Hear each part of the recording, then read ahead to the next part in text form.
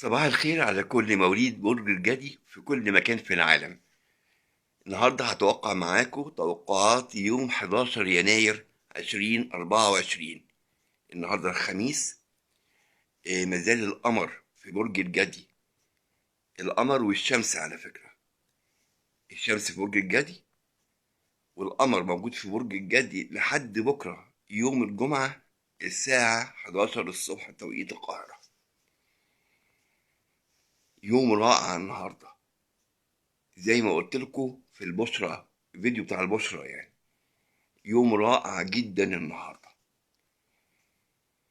النهاردة ممكن يكون عندك بداية عملية حلوة جدا. ده بسبب ان عطارد كمان دخل برج الجدي. انا مش قادر اقول لكم اليوم النهاردة حلو ازاي. بداية عملية جديدة للبعض منكم، وكمان هيحصل حاجة ان ممكن توقع على عقد مهني. اتفقنا على المهنة. تعال بقى للعواطف، للحالة العاطفية. حبيب قديم أو موضوع قديم هيرجع يتفتح تاني ويحاول يرجع لك، وغالبا من برج ناري زي القوس أو الأسد، أو برج هوائي زي الدلو. بعض منكم كمان عنده حدث جديد في العيلة، يا زواج جديد يا طفل جديد. بالإضافة إن كمان إنك هتتعلم لغة جديدة، لأن بعض منكم زي ما قلت لكم قبل كده البعض منكم على سفر. أنا من كتر الحاجات الحلوة أنا مش عارف أعدها. الحمد لله، بسم الله ما شاء الله يعني.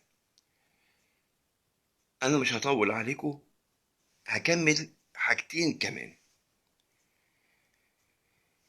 البعض منكم هيرجع له فلوس دين كان ليه وفقد الأمل فيه، مستحقات مالية هترجع له. وفي مصالحة عائلية. يعني أنا بقول لكم من كتر الحاجات الحلوة أنا مش عارف أعدها ليكم. قولوا الله أكبر، بسم الله ما شاء الله، وصلوا على الحبيب المصطفى عليه الصلاة وآله وسلم. اللي عايز أقوله لكم إن النهاردة خلي بالك مواليد 25 و26 و27 من وجود المريخ في البرج.